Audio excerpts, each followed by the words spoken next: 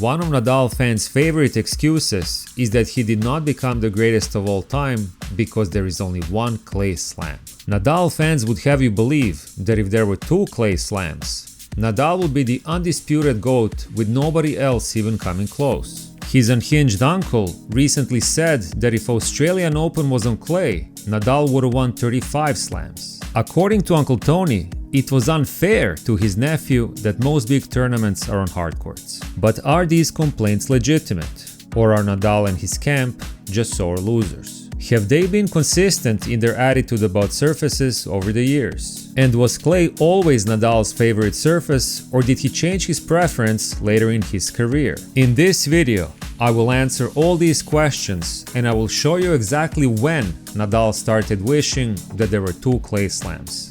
Let's get into it. To begin, let's consider the historical perspective. Clay was always the least represented surface in major tournaments. In the 56 years of the Open era, there were two or more grass slams for 20 years, two hardcourt slams for 36 years, and two clay slams for only 3 years, from 1975 to 1977. In other words, for 95% of the Open era, there was only one clay slam. If we consider tradition, there is no valid argument for a second clay slam. If anything, the case for two grass slams is much stronger. But the more important thing for the subject of this video is that the last time there were two clay slams was 10 years before Nadal was even born. Which brings me to the next point. When the big three started their careers, the surfaces of all big tournaments were the same as they are today. Everybody knew what to expect as they were training to become professionals. Maybe Nadal and his fans would have a legitimate grievance if the number of clay slams was reduced during his career. But that didn't happen. Some of you will insist that having only one major on clay puts Nadal at a disadvantage because he's from Spain, so he grew up playing on that surface. But guess what? Djokovic also grew up on clay, and that didn't stop him from becoming the greatest hardcourter of all time and the second most decorated Wimbledon champion. Furthermore, and this is the next point, when Nadal was young, clay was not his favorite surface. Listen to this interview at 16 years of age, where he says that he prefers fast courts. Los jugadores españoles suelen tener bastante aversión a ir a jugar a Wimbledon, tanto los profesionales como los juniors. Sin embargo, tú este año has hecho un gran torneo llegando a semifinal. ¿Estáis cambiando la dinámica del jugador español de preferir solo siempre la tierra?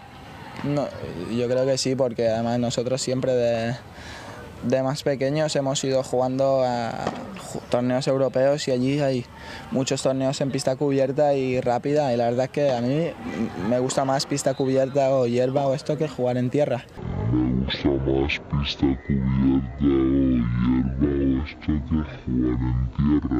Some of you will say that we can't put too much stock into a statement from a 16-year-old. But Nadal said the same thing when he was 24 and had already won 8 major titles. This is what he said about the US Open courts in 2010. Quote, "There's no discussion, Wimbledon is much faster than here, but I like the faster courts." End quote. I am not claiming that Nadal is better on grass or hard courts than he is on clay. But what I am saying is that Nadal, his uncle, and his fans started whining about more clay slams only when they realized that he was no longer competitive on faster courts. You have to remember that back in 2010, from Nadal's perspective, things were completely different than today. After years of trying, he finally beat Federer on Wimbledon grass in 2008 and followed up by also defeating him on the hard court in Australia in 2009. And 2010 was Nadal's best season, winning 3 slams, including another Wimbledon, and completing his career slam with his first US Open title.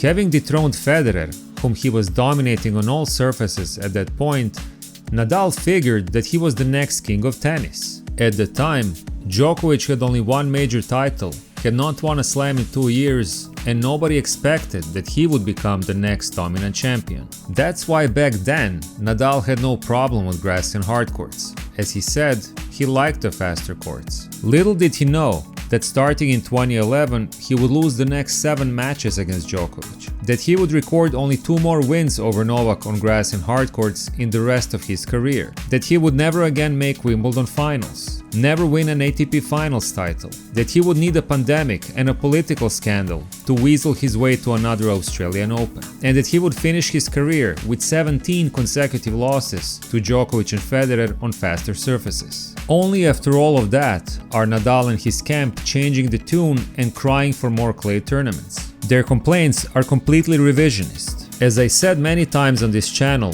Nadal never says or does anything that is not in his own self-interest, and his bellyaching about more clay slams is no different.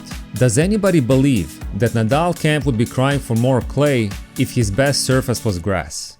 If that was the case, they would want Roland Garros to be on grass. If I had to guess when Nadal started wishing there were 2 clay slams,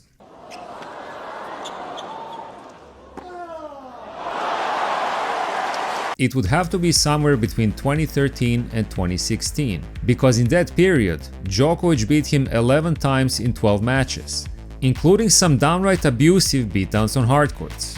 Before I wrap it up, let me leave you with a few questions.